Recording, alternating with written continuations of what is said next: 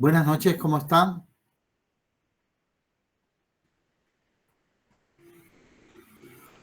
¿Ustedes me pueden escuchar bien? Sí se le escucha, profe. Buenas noches. Nancy, casi no te escucho. Gracias, Araceli. En serio, profe, yo la escucho súper bien.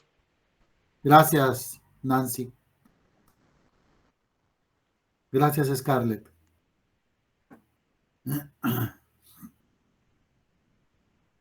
¿Quiénes están? Natalia, Alexander, Kiara, Araceli, Claudia, Jesús, Nancy.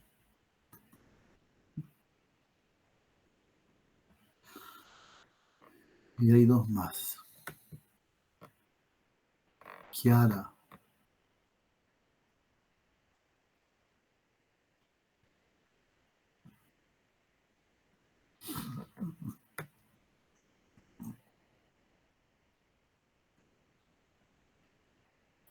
Noelia.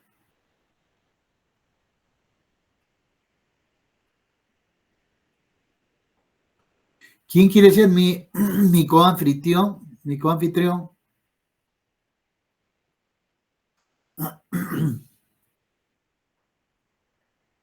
Nadie.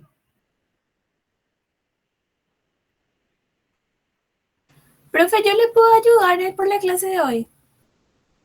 Araceli. Yo te puedo ayudar para ingresar a los compañeros si le parece. Ok, gracias. Ahí va a ir entonces.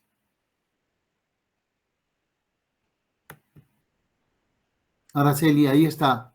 Ahora eres coanfitriona. Sí, profe. Entonces lo único que tienes que hacer es dar entrada a la gente que te pida entrar.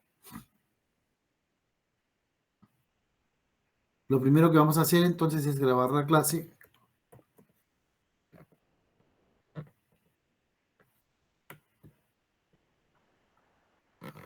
Empezó la captura de la grabación. La segunda cosa que vamos a hacer es compartir el PPT.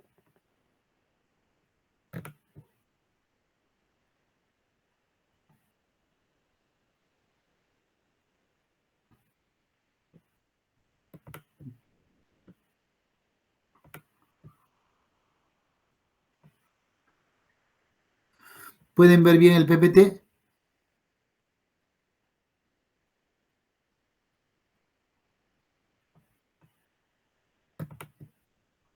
Sí, profe. ¿Por qué los estoy escuchando tan bajo? ¿Qué pasa con mi volumen?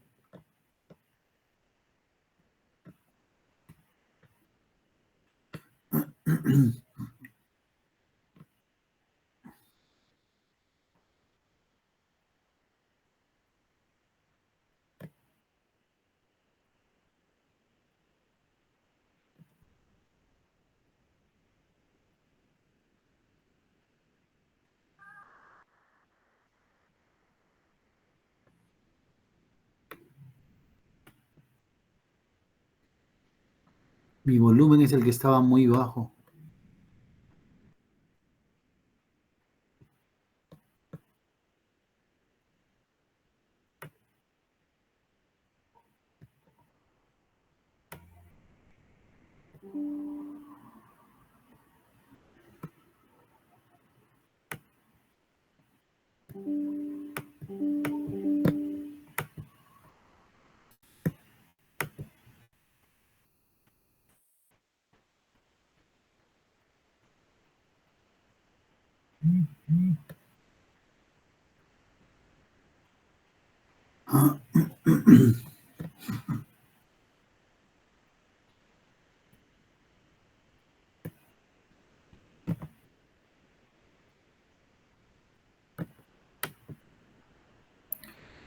Bueno, ¿pueden ver bien el PPT?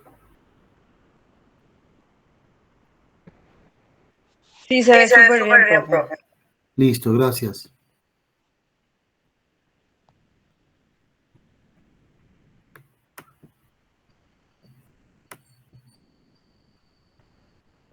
En la clase de hoy vamos a tocar un tema que no tiene que ver con psiconeuroendocrinología, pero creo que es muy importante para ustedes como formación como psicólogos. Voy a tratar de explicar cómo vemos desde el punto de vista neuropsicológico o desde el punto de vista de la neuropsicología lo que ustedes entienden por conducta.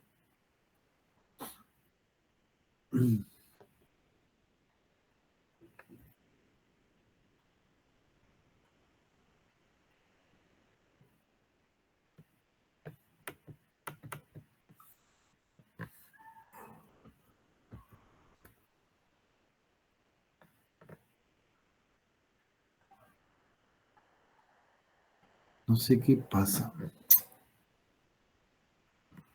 A ver, voy a dejar de compartir para después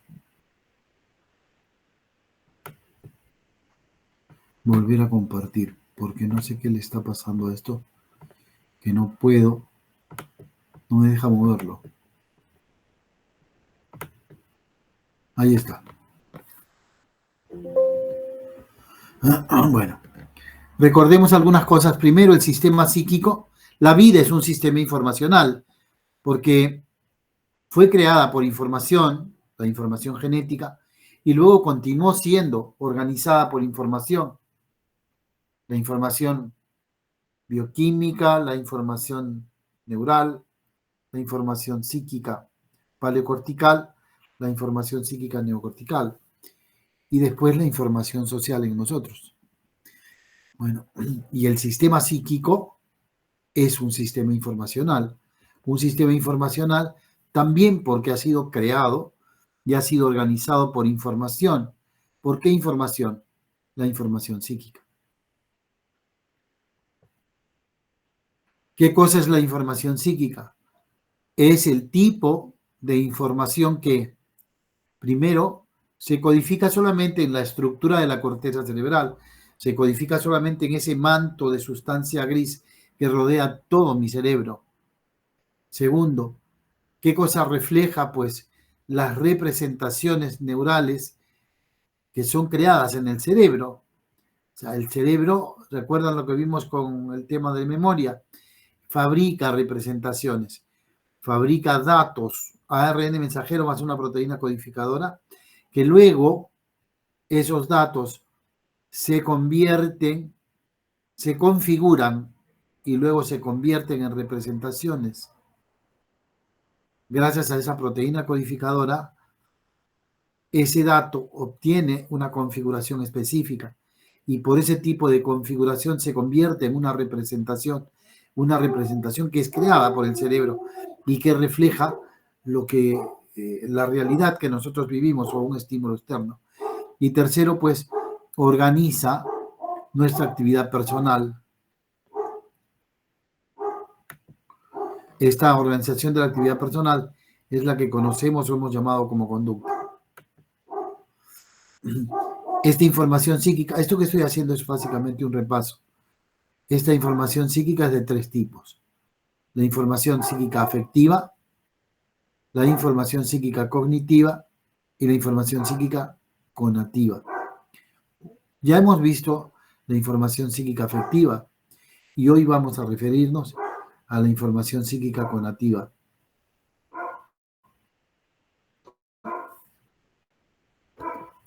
¿Qué cosa es la información psíquica conativa? Es la información que le cuenta a mi cerebro cómo se encuentra organizada la sociedad en la que vivimos. A la primera, la información psíquica afectiva, es la información que le cuenta a mi cerebro cómo está mi cuerpo. Segundo, la información psíquica cognitiva, es la información que le cuenta qué pasa a mi alrededor.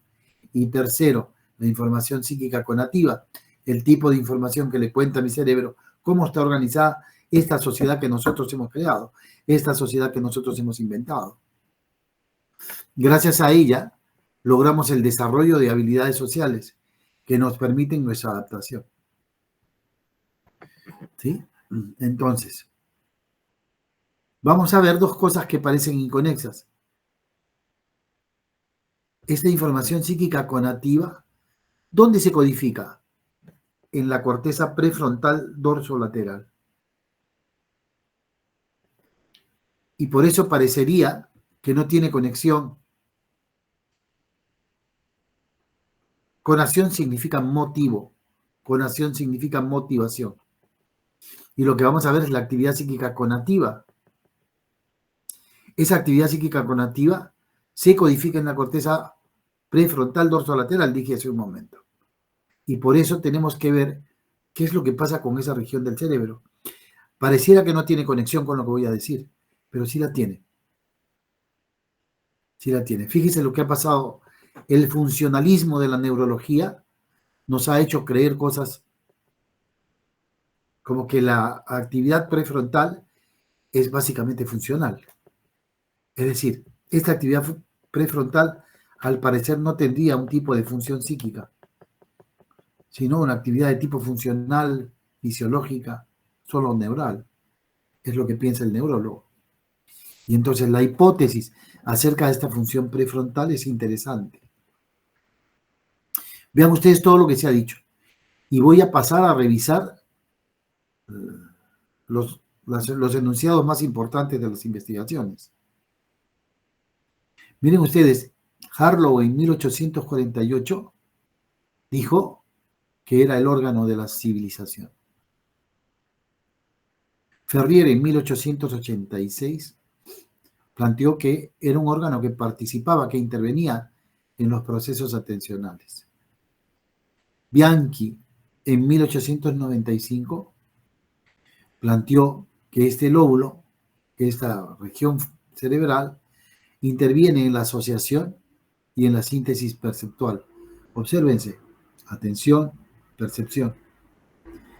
Pavlov dijo que era el asiento del pensamiento, o sea, atención, percepción, pensamiento. Y que además, dijo Pavlov, era la integración del movimiento intencional. Acá lo único importante hasta ahora es esto que dijo Pavlov, intencional. Acuérdense, intencional. Y si gustan, anótenlo. Luego, Fulton y Jacobsen en 1935 planteó que era el órgano que controlaba la emotividad, o sea, las respuestas emotivas. Ya hemos visto en el capítulo anterior la organización de la actividad afectiva emotiva.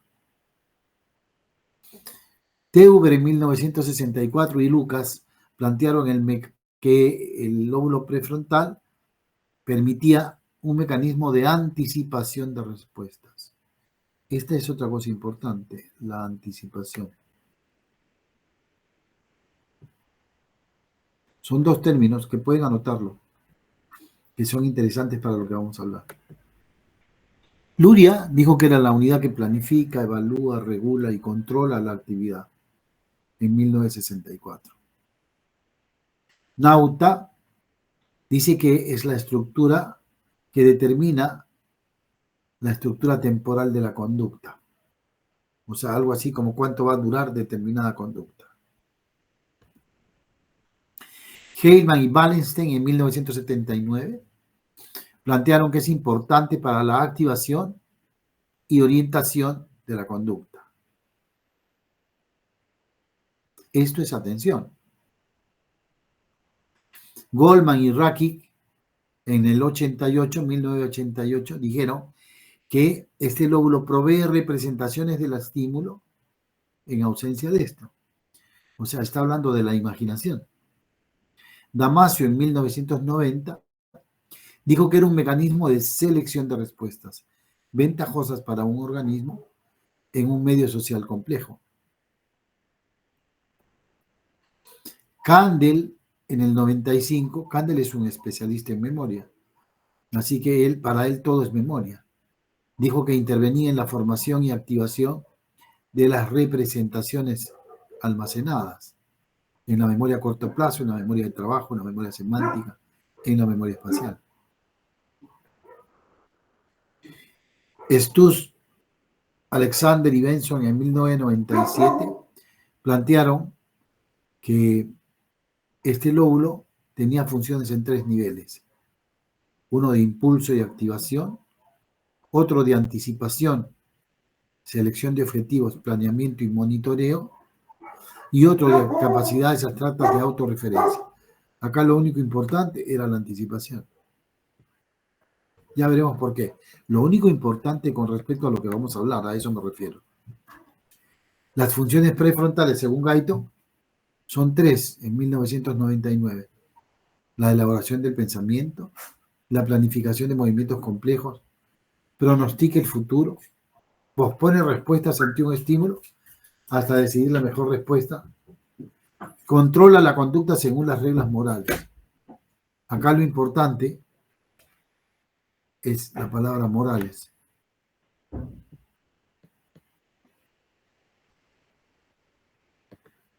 Seguimos adelante. Y Gaviria, un neuropsicólogo colombiano en 1996, dice que las funciones prefrontales tienen una función cognitiva y metacognitiva, que es responsable de la flexibilidad cognitiva, del ordenamiento secuencial de hechos recientes. Tiene capacidad de planificación, regula el comportamiento más apropiado desde el punto de vista social y civil, regula la motivación.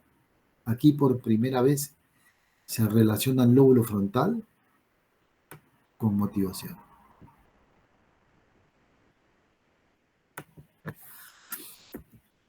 Es decir, esto es lo que se ha dicho sobre la función del lóbulo frontal. Ahora les pregunto a ustedes, ¿escucharon todas estas funciones? Sí, profe, escuchamos todo. Muy bien. Ahora les pregunto, ¿cuál es la función del lóbulo frontal?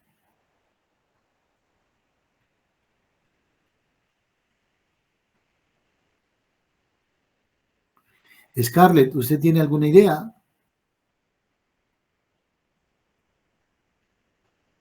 Hola, profe. Yo me juego por razonamiento lógico. ¿Puede repetir la pregunta, profe? Perdón. Después de que he mencionado todos los trabajos que hay sobre, bueno, no todos, los trabajos más relevantes que hay sobre el lóbulo frontal y sus funciones, ¿cuáles son las funciones del lóbulo frontal? La intencionalidad, la anticipación, puede ser, profe. Puede ser las funciones ejecutivas, dice Claudia.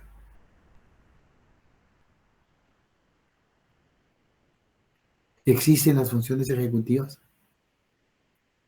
Sigamos.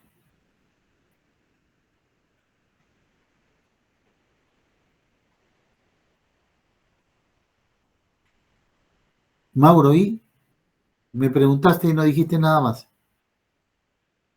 Ah, porque no había escuchado. Yo, profe, te quería hacer una consulta, justo que tocábamos el tema. Yo estaba estudiando un poquito de mindfulness y había leído que la corteza prefrontal dorsolateral en la meditación ayudaba a trabajar esa zona del cerebro y yo había escuchado que tenía relación esta parte del cerebro con los impulsos. Quería contrastar esta información con lo que vos sabes.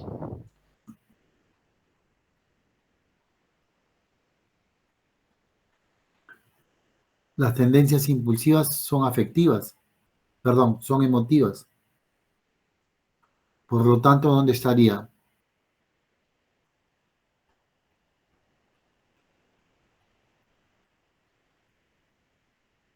En la corteza prefrontal supraorbitaria, no en la corteza prefrontal dorsolateral. La corteza prefrontal tiene tres áreas: la supraorbitaria, la dorsolateral y la ventromedial. ¿Sí? Así que el control de impulsos es emotivo y tiene que ver con el lóbulo frontal supraorbitario, no con el dorsolateral. Ah, súper, profe, gracias por la Sin info. embargo, es cierto lo que tú dices, Mauro. Muchos autores mencionan este hecho. Dicen y responsabilizan al lóbulo prefrontal dorsolateral de muchas funciones. Voy a volver a repetirlo porque no voy a repetir todo, solamente voy a pasar así de rápido.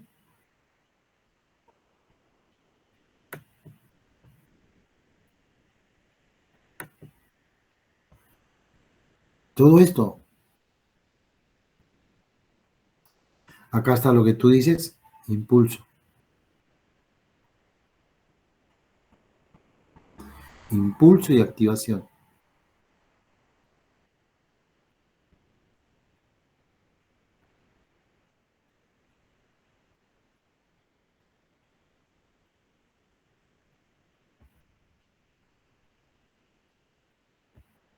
¿Vieron?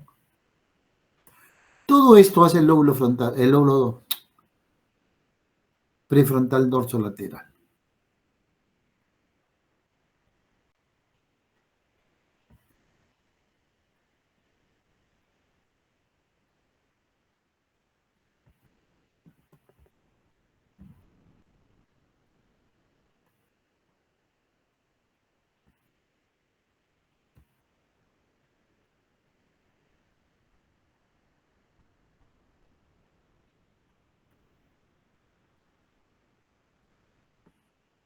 Y entonces les pregunto, ¿qué hace el lóbulo prefrontal dorsolateral?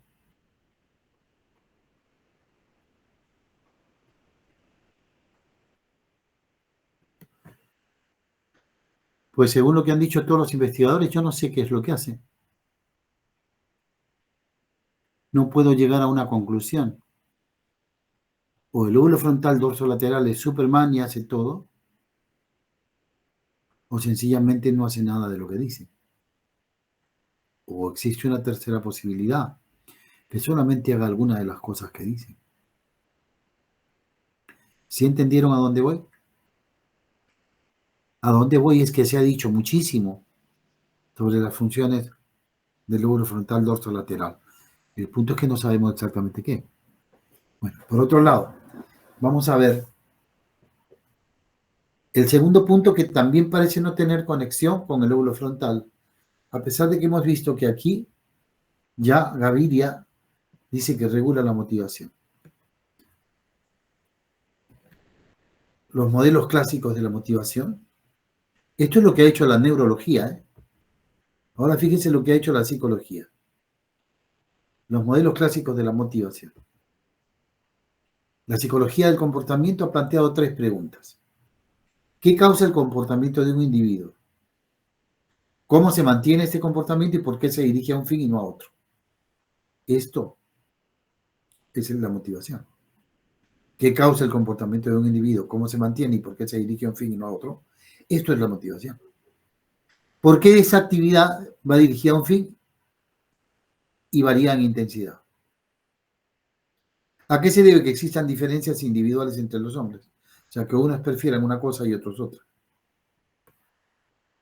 En otras palabras, ¿por qué los hombres tienen diferentes motivos?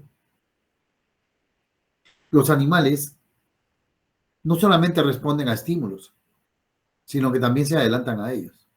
O sea, los animales tienen un proceso de anticipación. El concepto de motivo se sustenta en lo siguiente. Primero, que el organismo es activo. Segundo, que la actividad no siempre está instigada por un estímulo. Tercero, que en todo caso esa instigación depende de una interacción entre el estado interno del organismo y el estímulo externo. Cuarto, un comportamiento autogenerado tiene una determinada dirección y una determinada intensidad. El organismo se sacia cuando alcanzó su meta y el objetivo incitador desaparece. Miren lo que ha dicho la filosofía sobre la motivación. Aristóteles dijo que era la fuerza motivacional impulsiva e irracional del hombre. O sea, para Aristóteles, la motivación es afectiva. Es más, es emotiva. Y desde allí, desde Aristóteles, se sigue planteando exactamente lo mismo. Ya lo vamos a ver. Para Descartes es la voluntad activa del alma que se opone a la pasividad del cuerpo. Las ideas clásicas acerca de la motivación en psicología tienen que ver con la teoría de los instintos de James, la teoría de las pulsiones o drive y los mecanismos de defensa de Freud. La teoría de la motivación debería explicar la interacción entre organismo y ambiente, y no lo hace. La disyuntiva es si el comportamiento es autorregulado o si es regulado por el ambiente. Las ideas clásicas. Un estado motivacional se define como un conjunto de condiciones internas que activan y dirigen la conducta voluntaria. Acá es importante esta palabra. Por primera vez se establece una relación entre la voluntad y la motivación. Esto implicaría una relación entre la motivación y el lóbulo frontal, ya que el lóbulo frontal es el lóbulo de la actividad voluntaria. Esta conducta voluntaria incluye un aspecto anticipatorio por el cual el organismo va a suplir sus necesidades, creadas por déficit de los tejidos y otros factores. Segundo, miren ustedes esto, un proceso motivacional comprende la anticipación, la activación y la realización, finalmente el resultado.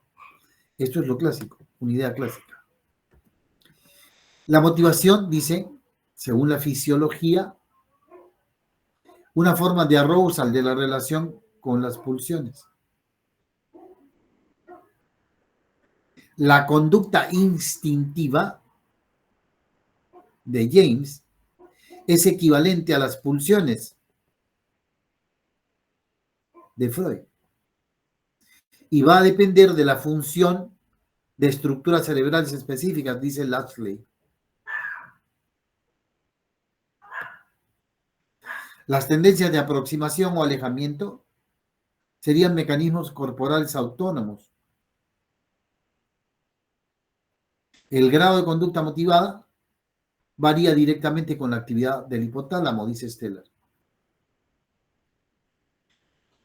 Las ideas clásicas, nuevamente, la motivación es una forma de arousal en relación con la emoción. ¿Y qué dice Cano? La emoción tiene un rol anticipatorio. ¿Y qué dice Heath? La emoción actúa como factor motivacional. La motivación en relación con las necesidades, en las ideas clásicas también. La teoría de las motoras que mantienen la homeostasis de un organismo. O sea, que mantienen las necesidades internas del organismo. Eso es lo que dice con respecto a las necesidades. La motivación en este contexto sería un estado interno. Representa las necesidades corporales. Pero ¿qué cosa hemos dicho sobre esto? En la actividad afectiva emotiva hemos dicho que esto es información afectiva, no conativa. La motivación en relación con la regulación cíclica del medio interno, lo mismo. Esto es afectivo. Sin embargo, es considerado como un factor motivacional. La motivación en relación con la regulación cíclica de la homeostasis del medio interno, nuevamente lo mismo. Esto es afectivo. Es decir, las teorías clásicas de la motivación explican a la motivación como si fuese lo mismo que el instinto, el impulso, las emociones, las necesidades corporales, la homeostasis o equilibrio del organismo. Todo esto de aquí es afectivo, con excepción del instinto, que ya fue superado. Este concepto de instinto ya fue superado por la teoría epigenética. Pero no solamente esto es considerado como motivación, sino como si fuese la función de estructuras del tronco cerebral. de estructuras subcorticales, de estructuras del hipotálamo, la amígdala y las áreas septales de la corteza límbica. O sea, nuevamente, como si fuera función de la estructura o del cerebro afectivo.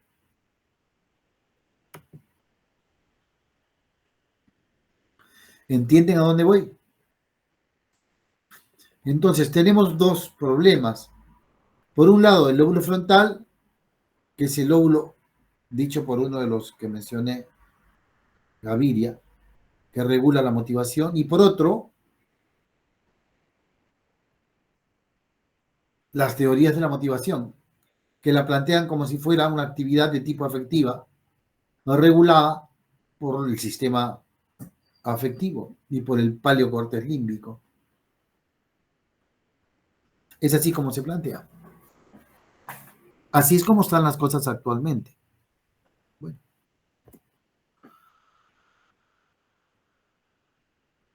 Únicamente las personas tenemos motivaciones.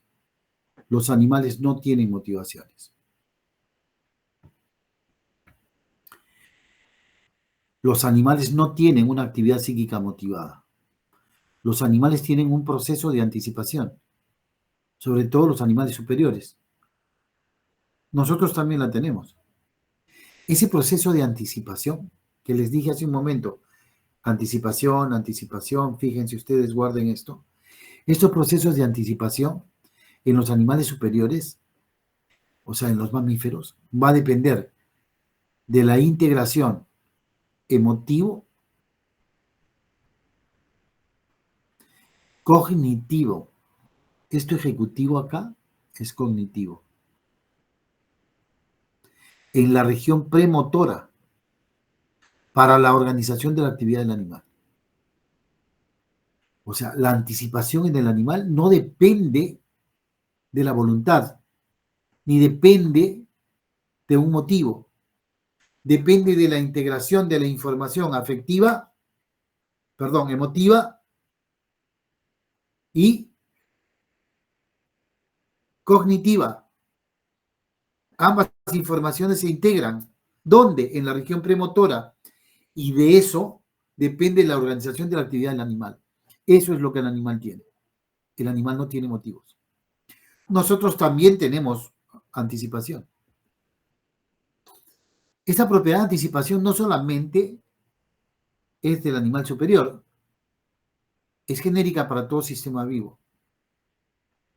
Y depende de los mecanismos de integración de la actividad intraindividual y extraindividual, organizadas por información genética, por información metabólica, por información funcional, por información psíquica paleocortical o información psíquica neocortical, dependiendo del nivel de desarrollo de la escala del sistema vivo. Es decir, en una bacteria dependerá de la información genética. ¿Sí? En una medusa dependerá de la información metabólica. En un insecto dependerá de su información funcional. En un mamífero dependerá de la información paleocortical. En el humano dependerá de la información neocortical. El mecanismo de anticipación de los mamíferos, repito, depende de la integración emotiva. Acá dice ejecutiva, pero esa ejecutiva quiere decir cognitiva, prefrontal. Sigamos adelante. Solamente el hombre, en tanto persona, debe integrar su actividad de anticipación en el neocórtex, en una base o clase superior de información, la información conativa. Esta información conativa refleja la estructura económica de la sociedad, donde él debe satisfacer las necesidades que la misma sociedad le ha creado. Hasta ahí se entiende. Únicamente el hombre tiene que satisfacer necesidades como persona y debe integrar su actividad de anticipación, esa actividad que tenemos todos los seres vivos, en base a una clase superior de información, la información conativa, que refleja la estructura económica de la sociedad donde él debe satisfacer las necesidades que le ha creado la misma sociedad. Solamente la sociedad humana ha creado y produce necesidades extraindividuales que existen por fuera de los individuos y estos tienen que incorporarlas como información psíquica consciente, o sea, como información psíquica neocortical de tipo conativo. Es decir, lo que uno debe hacer o lo que uno debe poseer. Las necesidades sociales, una vez que están personalizadas en cada uno de nosotros, se convierten en nuestros motivos. Y estos motivos se convierten en nuestros valores, que orientan nuestra actividad personal para adquirir tales necesidades y satisfacer así las exigencias que la sociedad nos impone. El resultado es que cada persona adquiere una estructura de motivos que debe mantenerla de algún modo con tal objetivo. Estos motivos adquieren o se convierten en un valor y de este modo la persona toma sus decisiones y así organiza sus estrategias de actuación productiva y creativa a fin de lograr sus fines y objetivos personales, objetivos de grupo, objetivos de clase, dentro de la misma sociedad. ¿Sí se entendió? En otras palabras, los motivos humanos se convierten en nuestros valores, pero estos valores son siempre en relación a las necesidades del humano o que la sociedad le exige al humano. Si no, fíjense por qué están ustedes sentados escuchando una clase online, cuando podrían estar de farra con sus compañeros. Bueno, de hecho, algunos están de farra. Es preciso entonces encontrar el soporte neural de esta clase de actividad personal que no poseen los animales. El neocórtex prefrontal dorsolateral es el sistema que codifica esta información conativa.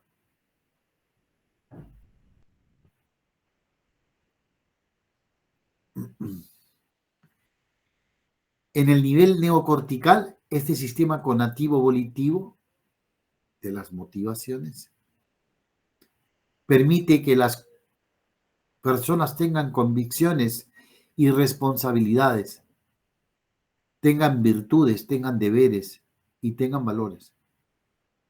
Y estos son las intenciones, estos organizan nuestras intenciones, nuestros deseos, nuestras expectativas, nuestras aspiraciones, nuestras pretensiones, nuestros intereses, nuestros objetivos, nuestros propósitos, obviamente por la sociedad, nuestras obligaciones. Nosotros reclamamos solamente nuestros derechos y nos olvidamos que tenemos deberes. Nos olvidamos que si no cumplimos con nuestros deberes, hemos perdido nuestros derechos. Bueno, los prejuicios, las pasiones. Fíjense que las pasiones no son afectivas, son conativas. Los ideales, las creencias. En el nivel paleocortical, ya sabemos, ya lo dije, es la integración emotiva e cognitiva de anticipación. Esto genera actitudes como la postura ante la sociedad, dignidad, honestidad, abnegación, respeto, exigencia, valentía, excelencia, gravedad, decoro, postura ante sí mismo, autoestima. Fíjense que la autoestima no es afectiva, es la valoración que le doy a mi propia persona. Amor propio, lo mismo. Dominio de sí, modestia, autonomía. La postura ante el trabajo, integridad, dedicación, cuidado, escrupulosidad, esmero, orden, meticulosidad. Y esto nos da atributos psíquicos del carácter. Ser autónomo, dependiente, profundo, superficial, estable, inestable, flexible, inflexible, fuerte, débil, perseverante, inconstante, consecuente, inconsecuente y todas las cosas que quieran agregar.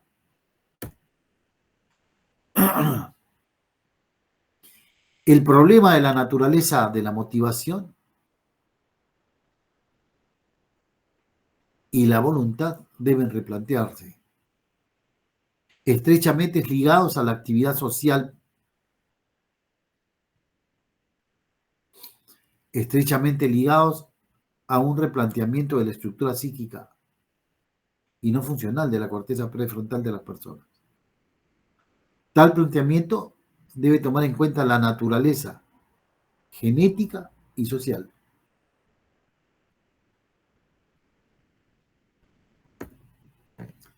El neocórtex prefrontal dorsolateral es el sistema de memoria que codifica la información conativa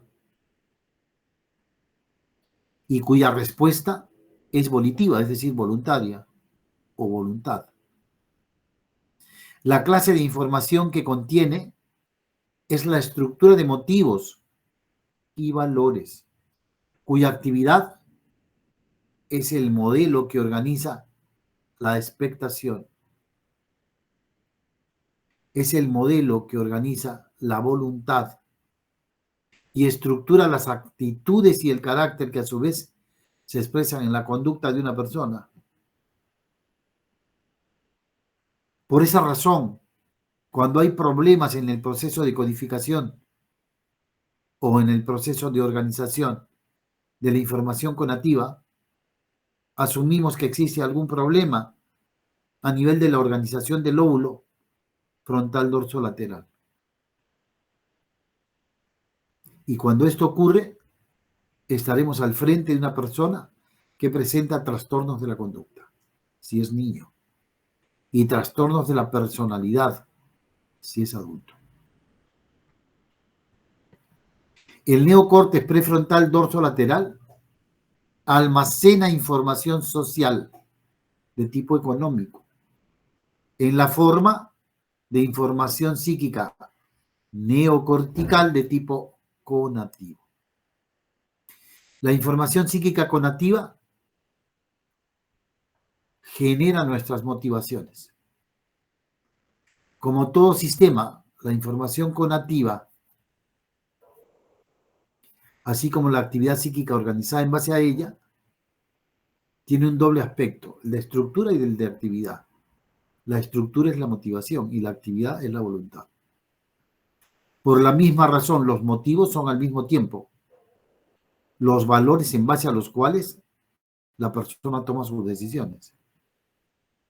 Pero no solo toma sus decisiones, sino que además organiza sus intenciones. Y esto es lo más importante. Uno puede decir que esto fue sin querer queriendo, pero no puede decir eso con respecto a las intenciones.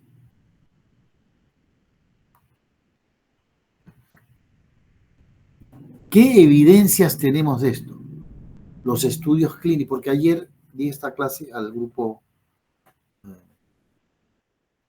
2 y me dijeron que si tengo evidencia científica de esto. Y yo les había leído esto, no sé qué pasó, pero bueno. La evidencia de esto son los estudios clínicos de Lafranchi, de Cruveilhier, de Nobel, en 1315, en 1829 y en 1835. La evidencia es la publicación de Harlow en 1848 y 1868 sobre el paciente de Phineas Gage. La evidencia de L'Hermite en 1929 sobre el paciente Belpoux y Delpech. Son dos pacientes. La evidencia de Moniz en 1936 sobre los efectos de la lobectomía frontal en pacientes psicóticos. Y él sí tiene una evidencia enorme porque lo que se hacía era, en 1930, hacerle al paciente psicótico una lobectomía frontal. A un grupo grande de pacientes se les hizo esto. Bueno. La evidencia de Ackerley en 1948 hasta 1964 sobre el caso de JP. Los estudios de Luria en 1964. Los estudios de Luca y Teuber en 1964.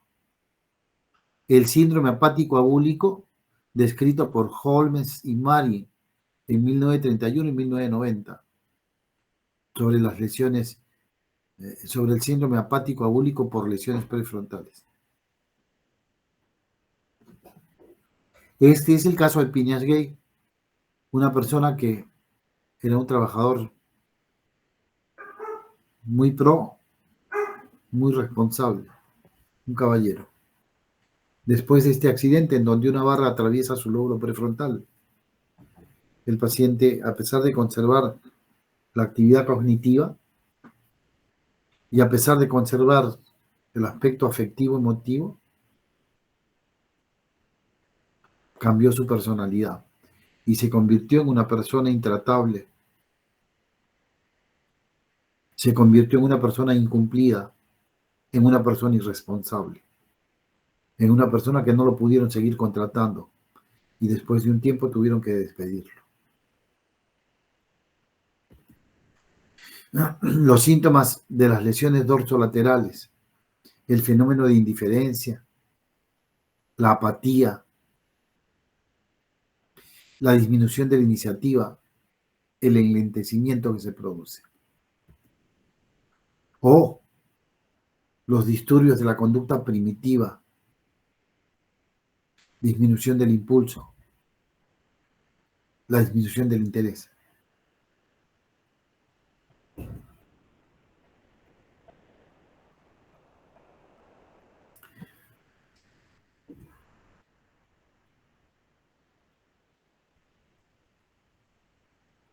Estas lesiones han podido corroborarse que producen los mismos cambios en los monos.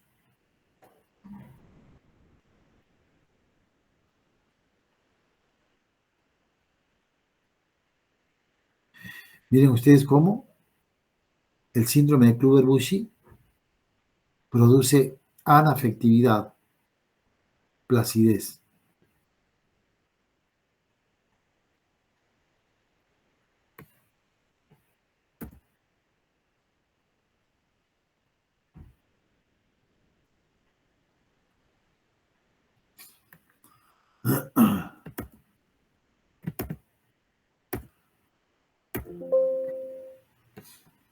Con esto termino. Voy a dejar de compartir.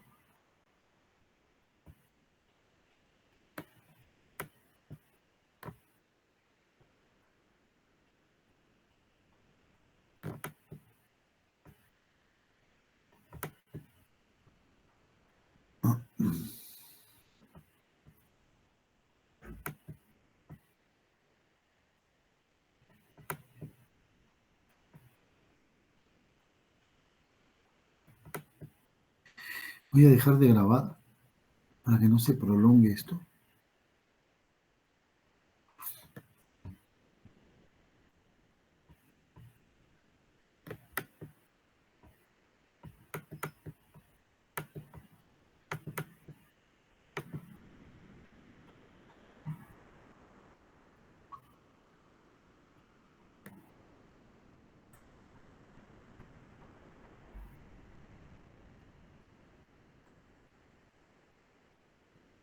No sé dónde se fue la grabación.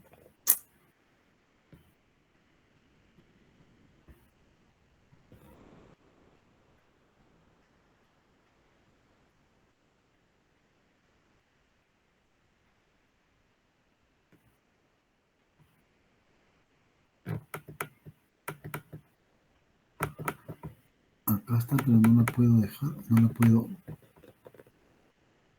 Bueno, no importa. Dígame, ¿tienen alguna pregunta hasta aquí? ¿Entendieron el punto?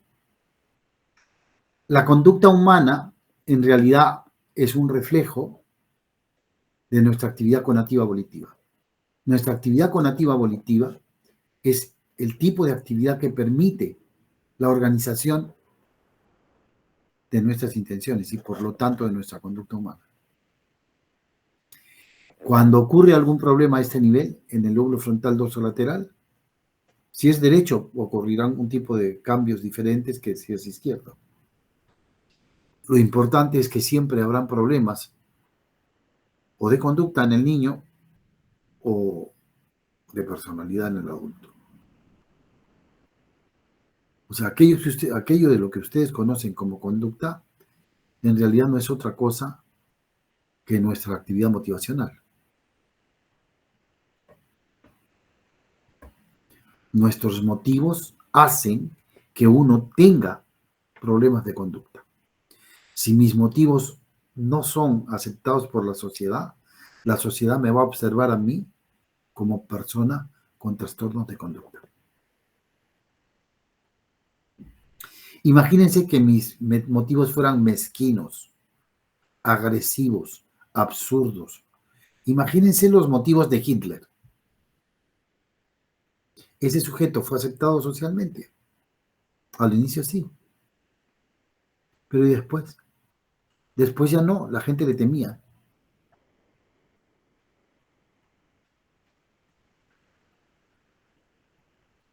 O los motivos de Stroessner, mantenerse en el poder. Era su motivación más grande. Stroessner quería morir en el poder. Y hay de aquel que se opusiera a las propuestas de su Estado, su Estado. Él organizó su Estado de esa manera. Stroessner pudo haber hecho del Paraguay un paraíso. No lo hizo. ¿Por qué? Siempre me pregunté, ¿por qué? Gobernó 35 años.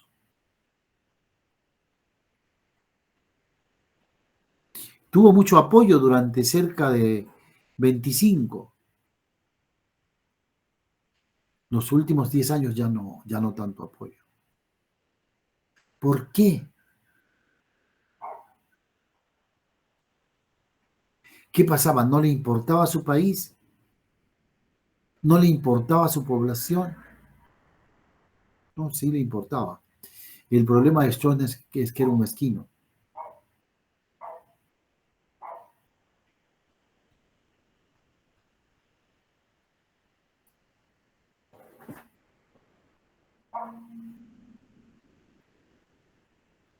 Entonces a él no le convenía tener un pueblo con una buena educación,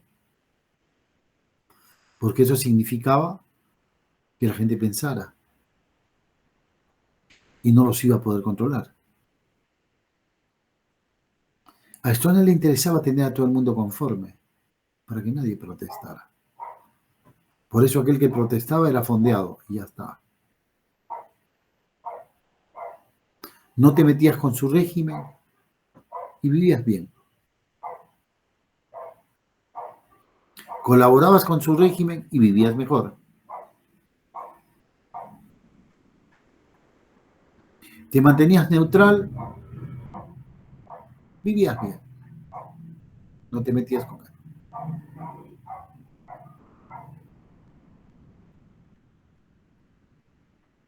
Eso es lo que hacen las personas mezquinas.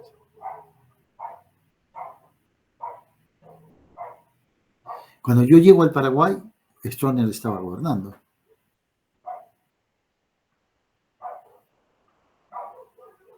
(1988) 1989, Stroessner cae.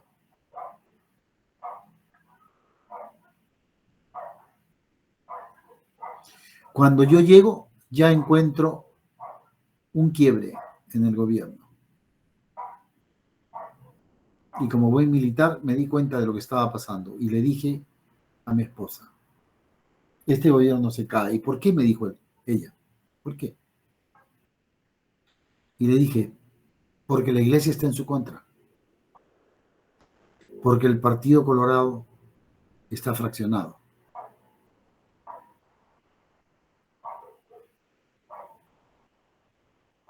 Y porque la gente de su entorno no lo quiere. Solo le temen. Están esperando la oportunidad. Y así fue. Rodríguez, en la primera oportunidad que tuvo, se lo trajo abajo. Pero ustedes saben por qué, ¿verdad? A Rodríguez no le convenía traérselo abajo. Rodríguez fue obligado, porque el trinomio, no Stroessner, el trinomio lo quería matar. Al trinomio le preocupaba a Rodríguez y lo que él pudiera hacer con este grupo. No a Stroessner, pero sí al trinomio. Y el trinomio lo iba a matar. No solo lo quería matar, había planificado su asesinato. Y Rodríguez se entera. Y entonces dice, o ellos o yo. Y decidió yo. Y entonces se trajo abajo a Stroessner y al trío y los metió preso. Miren ustedes, ni siquiera los mató, los metió preso.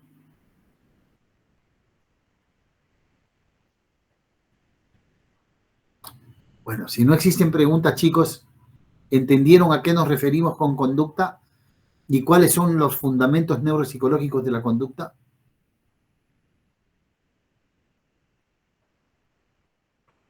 Un edema cerebral masivo, lo voy a decir de manera bien vulgar, el cerebro se hincha, eso es un edema. El edema es una retención de líquido a nivel del cerebro. Y masivo es todo el cerebro se hincha. Y normalmente es así, el cerebro no se hincha por partes. El cerebro cuando se hincha todo. ¿Por qué? ¿A qué viene tu pregunta? Por supuesto que sí, Naomi. Por supuesto que sí. Puede matar al paciente. Por eso es que hay que rápidamente controlar el edema.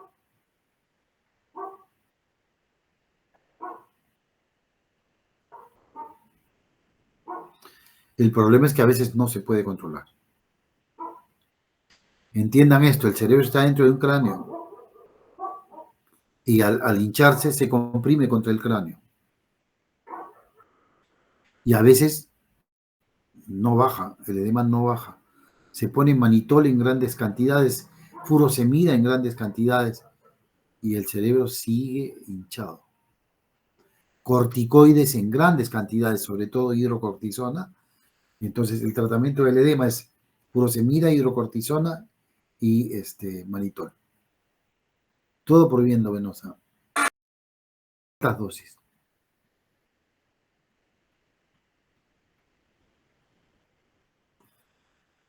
A esto súmale, si ha habido un accidente, hay hemorragias. Aunque sean microhemorragias, hay hemorragias. Entonces, el sangrado, hay que ver si es subaracnoideo, hay que ver si es epidural o si es subdural. Si es subaracnoideo, el pronóstico es peor. Y en un traumatismo craneoencefálico, un accidente, lo más frecuente es la hemorragia subaracnoidea y la hemorragia epidural. La hemorragia epidural es la hemorragia que está entre el cráneo y la meninge. La hemorragia subdural es es la hemorragia que está debajo de la meninge, entre la meninge y el cha. La meninge es como un sándwich que tiene 3 capas y esa capa es muy vascularizada y cuando esa capa sangra como un todo, sangra todo. O sangre en una parte y llena todo el espacio subaracnoideo de sangre con gran edema cerebral, gran compresión y muy difícil de controlar. La hemorragia continúa.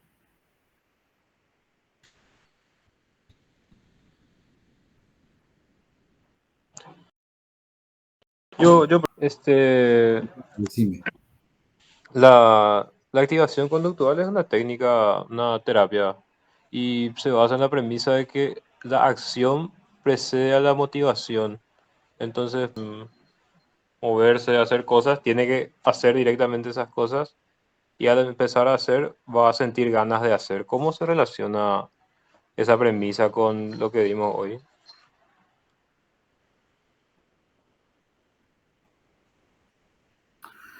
Bueno, mira, en principio yo no soy psicoterapeuta.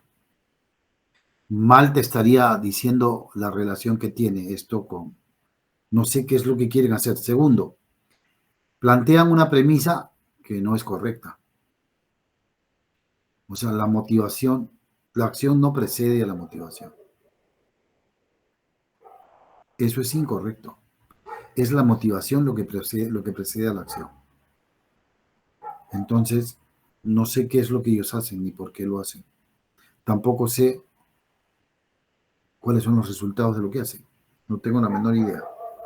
Y entonces no quiero dar una opinión sobre algo que no conozco. Bueno, la activación conductual se usa en casos depresivos.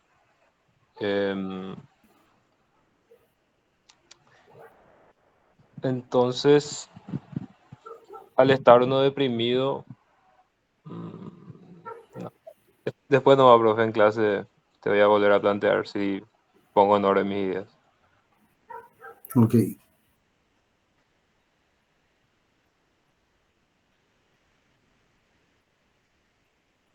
¿Hay alguna pregunta? ¿Alguna otra pregunta?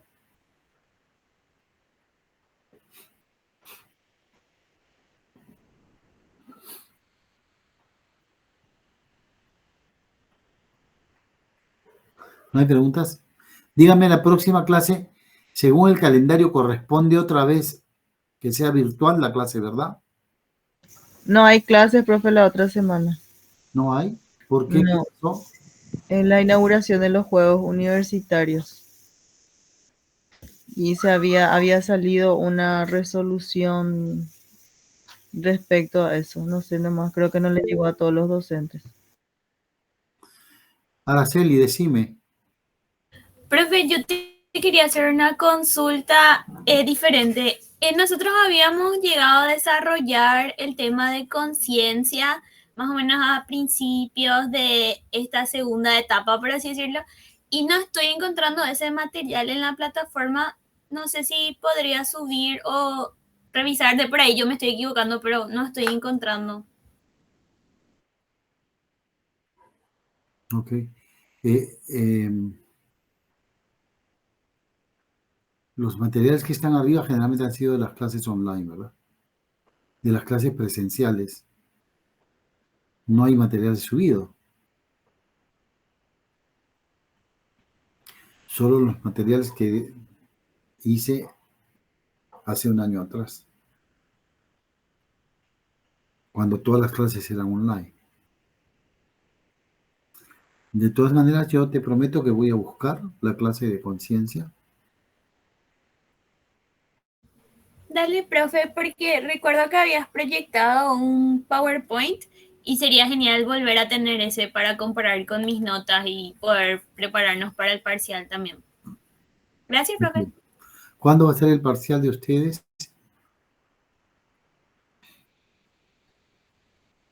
El 18, profe, El 18 de octubre, Partido Liberal. Así va. 18 de octubre.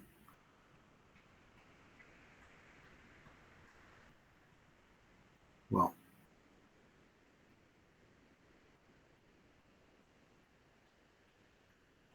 ¿18 de octubre? A mí me parece que yo estoy de viaje. Bueno, lo converso con Dea para ver cómo hacemos, ¿sí? Por favor. ¿Tengo que viajar a Argentina? No, no estoy seguro. Viajo a Buenos Aires, pero no estoy seguro si es el 18 de octubre. Sí, tiene que ser el 18 de octubre, porque 18 de septiembre ya estamos a la vuelta de la esquina.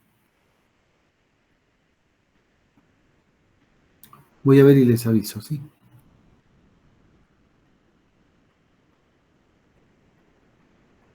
Sí, lástima que los gobiernos que ha tenido se los traigan abajo, ¿verdad? ¿Cómo es que los propios pueblos podemos elegir a nuestros representantes y gobernantes y estos gobernantes nos hacen bolsa y nosotros seguimos tolerando, ¿eh? ¿Cómo?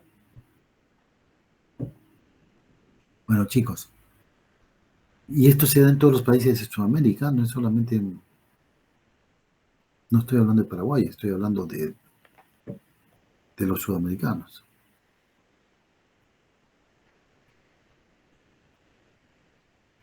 No tengo la opción de poder opinar de otros países, porque no los conozco a fondo. O sea, por ejemplo, qué pasa en Asia no tengo idea, qué pasa en África no tengo idea. Tengo un poco de idea de lo que pasa en Estados Unidos, que también es un desastre, no es que todo va bien. Bueno, si no hay preguntas, chicos, nos estamos viendo y yo les aviso sobre el tema examen, ¿sí? Ah, una pregunta. Si yo no puedo ese día, ¿nosotros podemos modificar la fecha de examen? ¿Eso es lo que se hace? ¿O qué?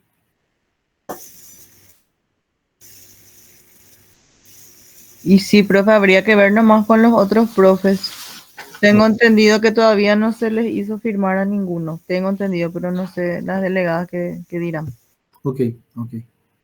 Entonces eso lo voy a ver con DEA, ¿eh?